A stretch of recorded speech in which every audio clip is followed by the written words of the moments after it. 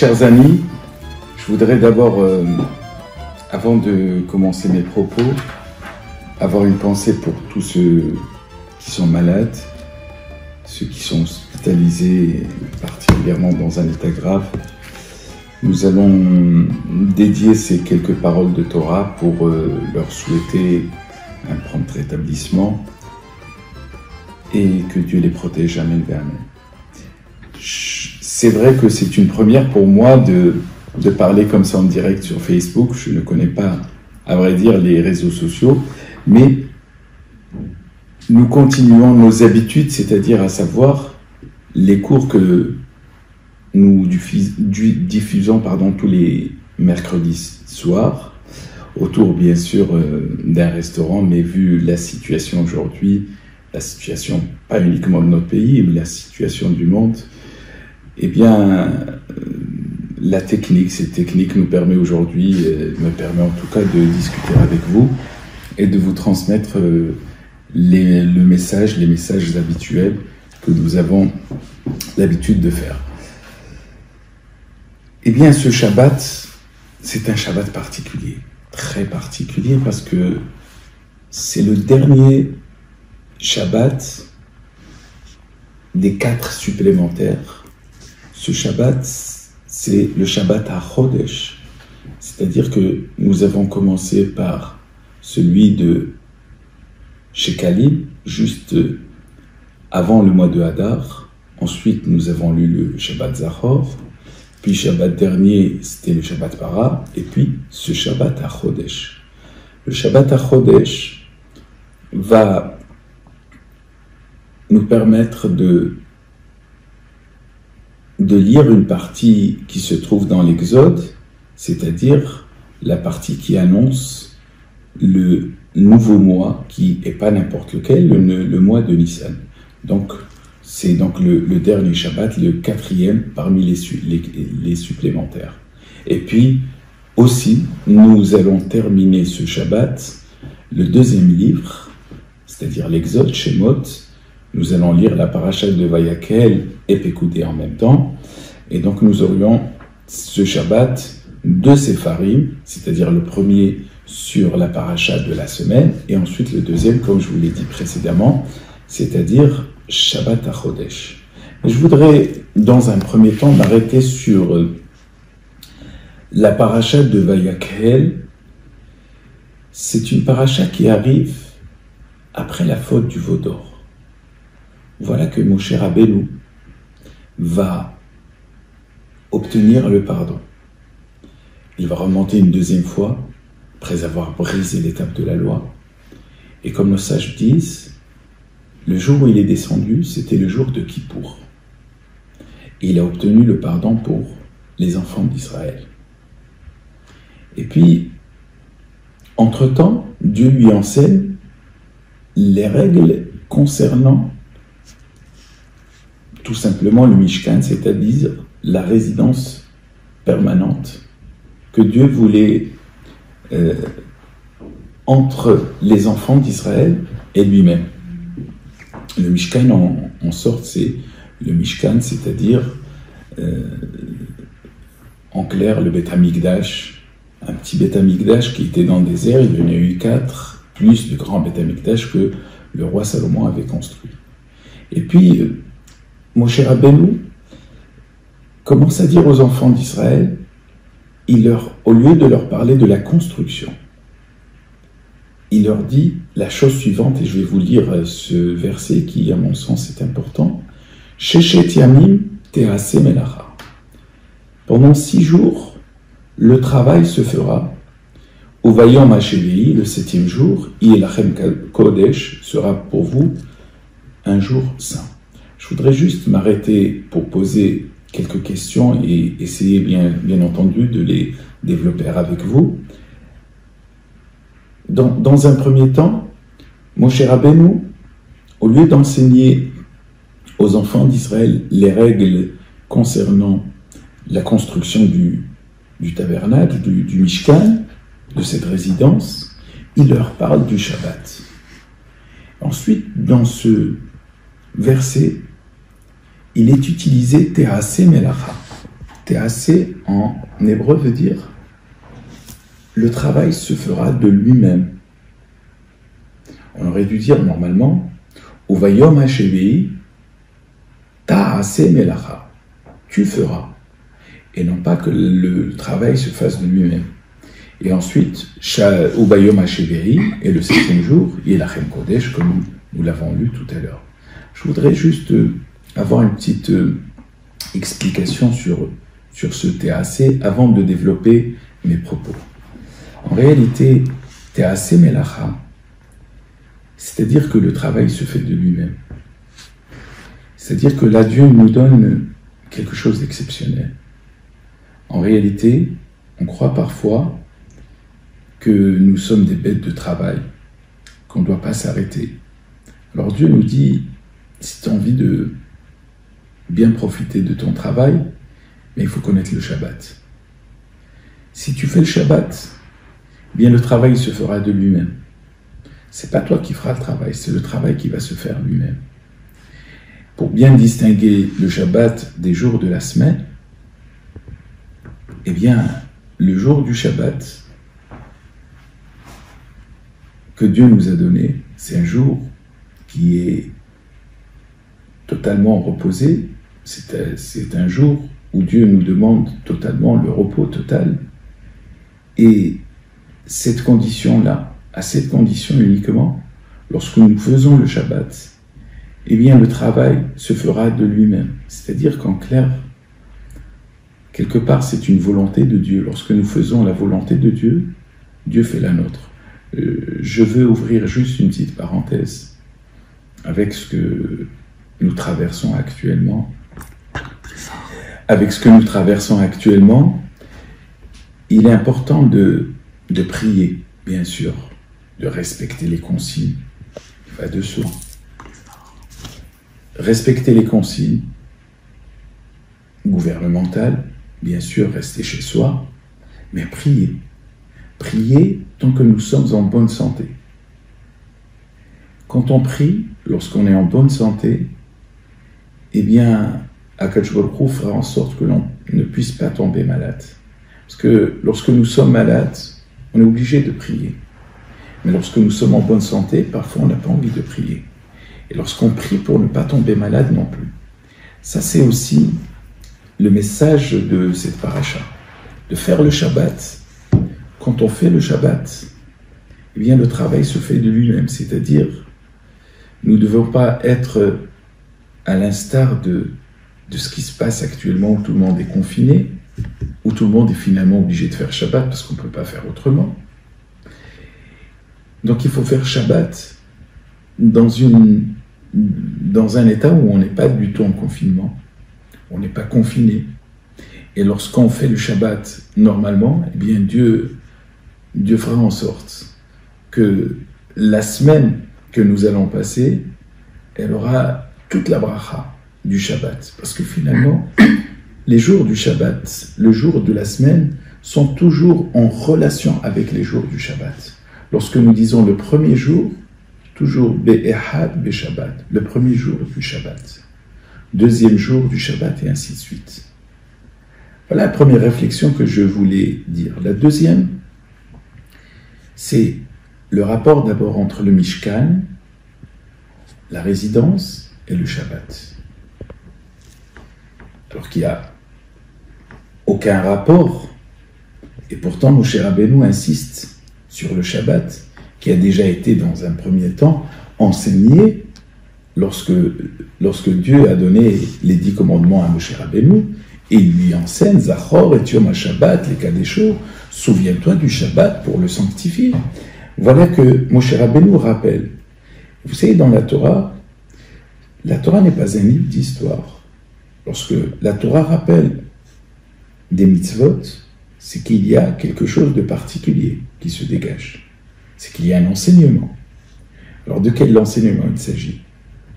Il s'agit tout simplement, et j'ai envie de vous le dire avec beaucoup d'amour, et souvent on ne comprend pas le Shabbat tel qu'il est fait souvent. On ne comprend pas certaines activités, pourquoi elles sont interdites le Shabbat. Eh bien, la Torah met en parallèle le Shabbat et le Mishkan pour nous dire tout simplement tout ce qui était permis pour l'édifice du temple, bien va être interdit le Shabbat. Tout ce qui a permis, tout ce qui a pu construire le temple, toutes les melachot, j'appelle pas ça des travaux, mais toutes les activités qui ont permis à l'élaboration du temple, bien, vont être interdites le jour du Shabbat. C'est la raison pour laquelle nous n'avons pas, par exemple, le droit d'écrire le Shabbat. Et pourtant, parfois, ça peut être un bon passe-temps d'écrire, de dessiner. Ça peut être même un plaisir, parfois. Eh bien, parce que c'était des activités interdites pour l'élaboration du Mishkan. La relation qui est entre le Shabbat et le Mishkan, c'est au niveau des Meharot. En réalité, tout ce qui va être interdit, le Shabbat, c'est parce qu'il était permis pour le Mishkan. Et c'est quelque part ce que je vous disais au début. Vous avez les 6 jours de la semaine et vous avez aussi le Shabbat. Et je le dis souvent, nous avons toutes ces activités-là, il faudrait les accomplir pendant la semaine. Elles sont permises pendant la semaine. Bien au contraire, on a le droit d'écrire aujourd'hui, on a le droit de se téléphoner comme on se fait, on a le droit de porter, de cuire et ainsi de suite. Mais quand arrive le Shabbat, eh bien pour faire cette différence-là, pour marquer cette différence-là, eh bien tout ce qui est fait la semaine, eh bien, ne peut pas se faire le Shabbat. Et pour apprécier cette différence, justement, donc la Torah les met les deux en évidence. Enfin, et je voudrais juste aussi vous rappeler que depuis quelque temps, nous sommes sur les règles de Shabbat. Je voudrais bien sûr remercier tous ceux qui ont, pendant toute cette année, qui ont suivi et qui continuent encore à suivre le traité de Shabbat que nous avons fait, que nous avons bien avancé dans certaines melachot. Et honnêtement, Baruch Hashem, grâce à Dieu, nous avons vu que beaucoup de gens ont commencé à mettre en pratique ces règles concernant le Shabbat. Ensuite, je parlais tout à l'heure aussi de HaHodesh. Nous avons parlé du Mishkan, du Shabbat, et puis HaHodesh. Le mois particulier, et c'est le mois de Nissan. C'est le mois de Nissan. Je veux juste rappeler un fait historique. Dans le langage de la Torah, les mois sont appelés par premier, deuxième, troisième, quatrième, etc. C'est uniquement après le premier exil, c'est-à-dire l'exil babylonien, qui en fait a été très rapidement avalé par l'Empire perse. Ce n'est qu'à partir de cet instant-là que nous avons commencé à donner, nous avons donné des noms aux mois. Par exemple, le mois de Nissan, c'est le premier mois. Le mois de Iyar, c'est le deuxième, et ainsi de suite. Le mois de Nissan est très particulier parce que le premier du mois de Nissan, c'est le mois qui va annoncer pratiquement l'ensemble des fêtes. Le premier jour du mois de Nissan exactement est le même jour que Pessah, c'est-à-dire jeudi prochain, Be'ezrat Hashem.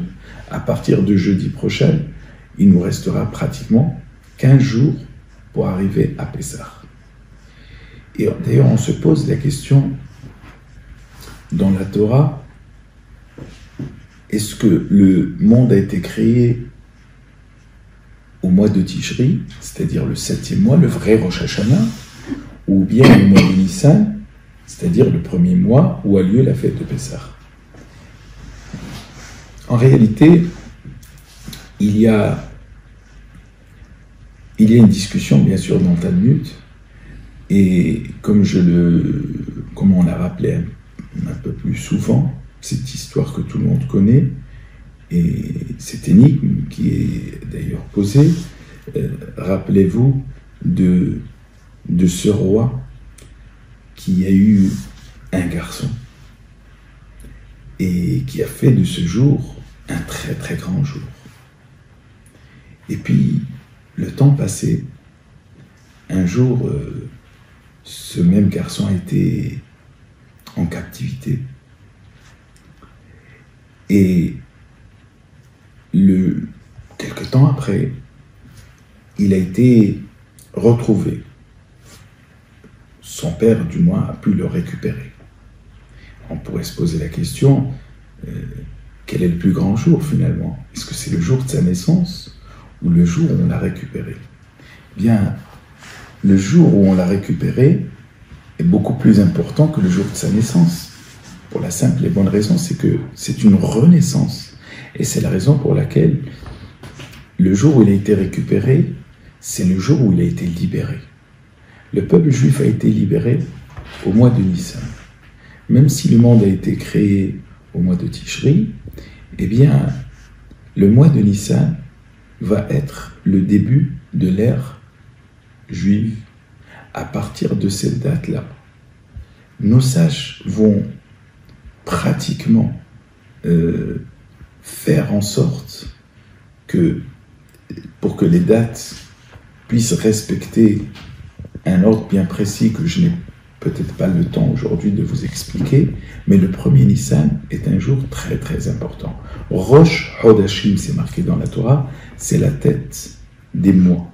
C'est-à-dire qu'à partir de cette date, en réalité, ce qui se passe, eh bien, on verra tout simplement, on aura l'exactitude de toutes les fêtes. Il faut juste savoir qu'après la destruction, malheureusement, du temple, du deuxième temple, eh bien la grande assemblée, beaucoup plus tard, c'est à l'époque de Rabbi Hillel, on a dévoilé ce qu'on appelle le secret du temps. Le secret du temps, c'est tout simplement, les sages ont vu qu'il était nécessaire pour un peuple qui allait vivre maintenant, malheureusement, dans l'exil, de pouvoir accomplir avec plénitude les fêtes. Alors ils ont fait aussi en sorte, de respecter deux choses en réalité. Ils ont fait en sorte que la fête, le jour de Kippour ne puisse jamais tomber un vendredi ni un dimanche. Et que la mitzvah de la Harava, c'est-à-dire le jour de Hosha'ar Haba, ne puisse jamais tomber un jour de Shabbat pour qu'on puisse accomplir cette mitzvah. Enfin, pour Kippour, c'est très facile, parce que imaginez, par exemple, que Kippour commence un vendredi, on ne pourra pas le terminer vendredi soir. Jeudi soir, vendredi soir, ça ferait deux Shabbatot d'affilée, c'est un petit peu difficile. Donc non plus, samedi soir, ça voudrait dire qu'il faille faire un Shabbat avant, et bien sûr, aller ensuite sur un autre Shabbat. Les sages ont bien réglé ça pour que ça ne soit pas non plus un poids sur le peuple. Et enfin, la mitzvah de la Harava, qui est très particulière, elle aussi, c'est une mitzvah qui remonte pratiquement au premier prophète, et c'est une mitzvah que nos sages ont voulu, par tous les moyens, qu'elle ne puisse pas, qu'elle puisse être accomplie. Et pour cela, on fait en sorte qu'elle ne puisse jamais tomber un Shabbat. Alors, c'est un calcul qui est peut-être un petit peu complexe, mais les sages ont fait en sorte que le premier jour de l'année, qui est donc le premier jour du mois de Nissan, puisse toujours coïncider avec des dates de sorte que, comme Pessah va désigner pratiquement toutes les fêtes, bien, ils ont fait en sorte que Pessah ne puisse pas tomber certains jours pour que, justement, les autres fêtes ne puissent pas non plus tomber d'autres jours. En clair, il suffit juste de faire un calcul très simple parfois.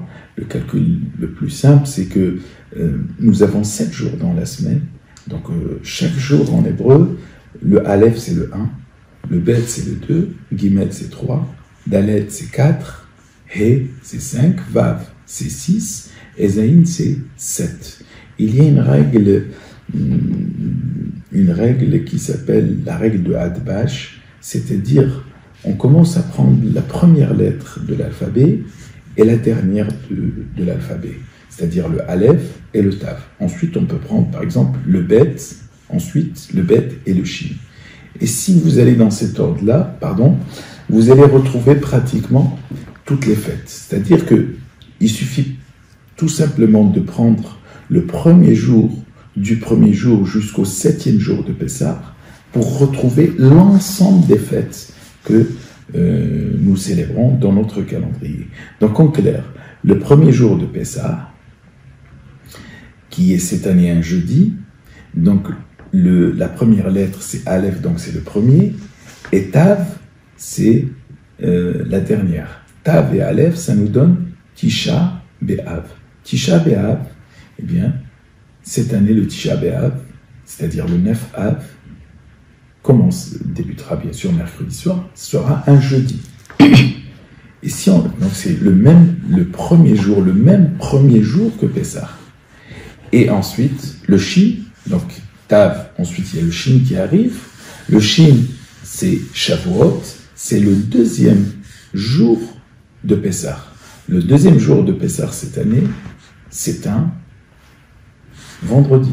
Donc la fête de Shavuot, cette année, tombera un vendredi.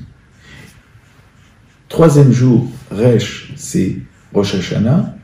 Rosh Hashanah, c'est un troisième jour de Pessah, c'est-à-dire un Shabbat. Et vous pouvez même peut-être vérifier sur votre calendrier, Rosh Hashanah, cette année, tombera un Shabbat. Ensuite, le quatrième jour, c'est Simchat Torah, Kyrie Deoraita, c'est-à-dire la fin de la lecture de la Torah, tombera un dimanche. Ensuite, vous avez donc Kouf, Tzadé. Tzadé, c'est Tsuma Kippourim, c'est le 5e jour. Kippour, cette année, tombera Be'ezrat Hashem le lundi, donc c'est le 5e jour de Pessah. Ensuite, le P et Vav, c'est Purim. Purim, de l'année qui est passée, toujours, est tombé donc un mardi. Ensuite, il nous reste, donc après le P, il y a le Aïn, toujours donc en allant de Tav jusqu'à Aleph, si vous voulez. Le Aïn qui est Atzmaout, c'est-à-dire la fête de l'indépendance d'Israël, eh bien, il tombera un mercredi. Donc vous avez vu, on a fait en sorte que le premier jour de l'année, qui est le premier jour du mois de Nissan, puisse correspondre bien entendu au premier jour de Pessah, et cela fait tout simplement avec ce calcul. Je vous invite par exemple à tout simplement, si c'est une règle c'est des statistiques, hein, enfin des probabilités par exemple, de dire que si on exclut 3 jours, ben, il suffit de dire si on ne veut pas que Kippour tombe un Shabbat, donc forcément, et là je vous invite à faire ce calcul chez vous si vous voulez, Pessah ne tombera jamais un lundi, jamais un mercredi et jamais un vendredi. Vous imaginez tout ce calcul-là, tout ce savoir-là qui est formidable parce que tout simplement, les sages ont vu que l'exil allait être dur pour le peuple d'Israël et qu'il fallait leur donner une ligne de conduite, une ligne directive. Voilà ce que le mois de Nissan va donner à l'ensemble du calendrier. À Chodesh Hazeh Lachem, pour vous, Rosh Chodashim, c'est-à-dire il sera la tête de tous les mois, et c'est-à-dire il désignera par la suite l'ensemble des fêtes. Voilà pourquoi nous allons lire cette dernière, on va dire, parmi les 4e parachutes supplémentaires, parce qu'il est important d'annoncer ce mois qui est le mois de la délivrance. Il est marqué là-bas dans les textes que le peuple d'Israël a été délivré au mois de Nissan. Il le sera, Be'ezrat Hashem, au mois de Nissan aussi délivré.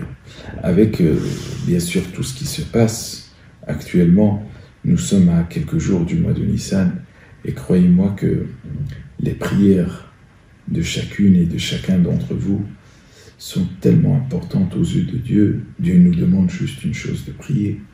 Il attend notre prière. Et c'est vrai que, en plus de la prière, il faut la tzedaka, et puis il faut surtout l'action. Les actions, ce sont ce qu'on essaie d'apprendre, c'est marqué dans ce que nous disons tous les jours, tous les matins, lorsque nous prions avant de lire le schéma, Ishmor Velaasot.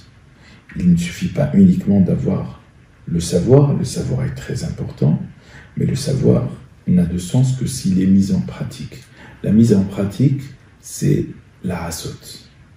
La Hasot, c'est ce qui nous permet de mieux comprendre ce que l'on fait. Et le peuple d'Israël a cette particularité. Contrairement aux autres nations, Naase Venishma veut dire tout simplement nous allons faire pour mieux comprendre. Et la compréhension, elle vient finalement par l'échange que nous avons, par la quête du savoir. Parce que rappelez-vous, ce qui nous a sauvés, et ce qui continuera Be'ezrat Hashem à nous sauver, c'est une chose, c'est la Torah.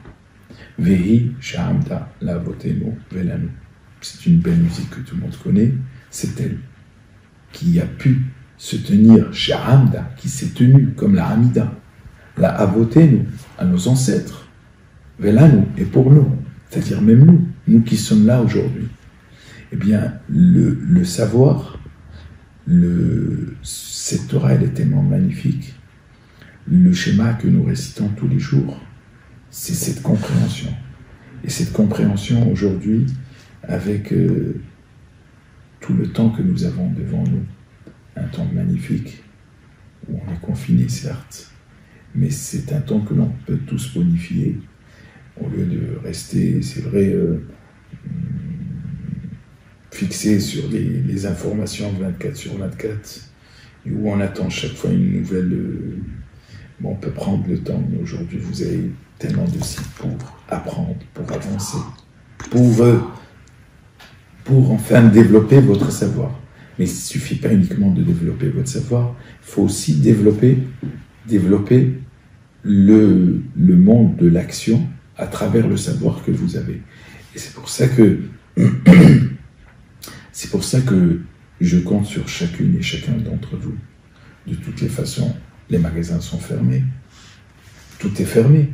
Il n'y a rien à faire dehors. Les synagogues sont fermées aussi. Nous sommes à la maison. Eh bien, nous allons prendre un petit peu ce qui se faisait avant.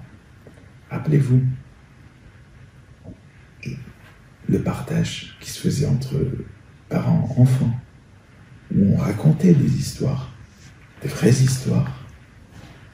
Eh bien, c'est ce qui nous manque. Dieu nous remet un petit peu en place, parce que nous sommes dans un monde où la communication a dépassé peut-être les limites, mais finalement on ne communique pas suffisamment entre nous. C'est ce qui nous éloigne souvent.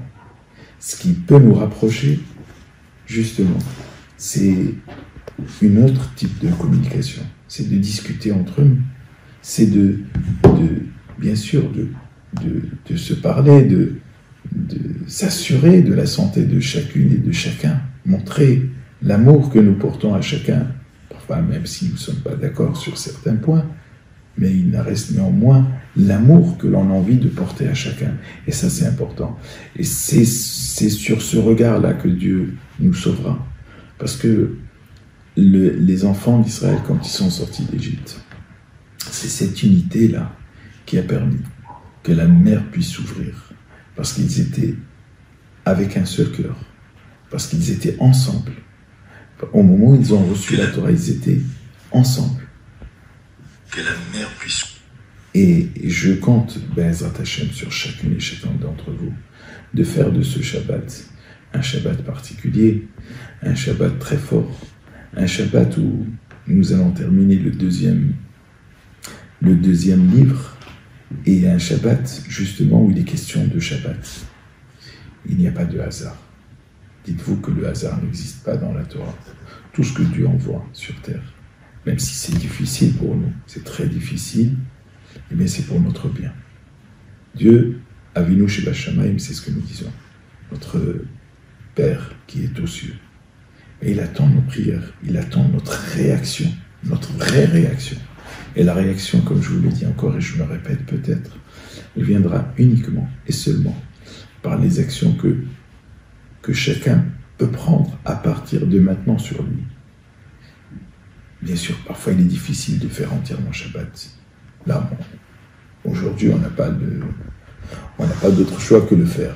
Mais ajouter, il y a des choses qu'on peut ajouter, il y a des choses qu'on peut faire, qu'on peut avancer. Et croyez-moi, mes chers amis, croyez-moi, c'est ce que Dieu nous demande, parce que ce qui se passe aujourd'hui, c'est entre Dieu et le monde.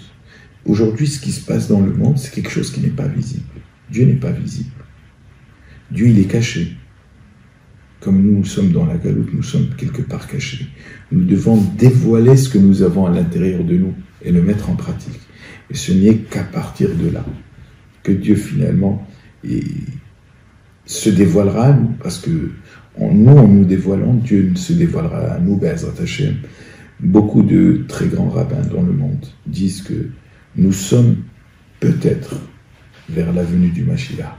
Mais la venue du Mashiach, elle dépend surtout de nous, elle ne dépend pas de lui. Aujourd'hui, elle ne dépend plus de lui, elle dépend de notre action, de notre envie d'avancer, de notre envie de s'engager. Le vrai engagement, ce sont les mitzvot. C'est ces mitzvot qui peuvent nous protéger. Alors, je vous souhaite, Be'ezrat Hashem, la plus grande protection. Que Dieu puisse vous donner, Be'ezrat Hashem, la santé à tous. Continuez à prier pour que vous puissiez garder cette santé. La santé, elle est importante, mais je suis sûr que, comme nous disons, celui qui accomplit la volonté de Dieu, Dieu fait aussi la sienne. Fais sa volonté afin qu'il fasse la vôtre. Alors, que Dieu vous protège, qu'il vous bénisse. Et puis, ceux qui ont des amis, appelez-les. Ceux qui peuvent accomplir aussi des mitzvot de Ahavat Israël, de faire même parfois des courses à des personnes qui ne peuvent pas le faire. Ils pourront le faire aussi pour les aider. Tout cela, ce sont toutes ces actions-là que Dieu va faire en sorte. C'est à travers ces actions que Dieu nous permettra certainement de passer très très rapidement à autre chose et d'oublier vraiment cette épreuve difficile, parce qu'après l'épreuve, après Azorim Bedim'a Berina Iksoru, comme il est marqué là-bas, ce qui a été semé avec labeur, je l'espère en tout cas, sera récolté avec joie.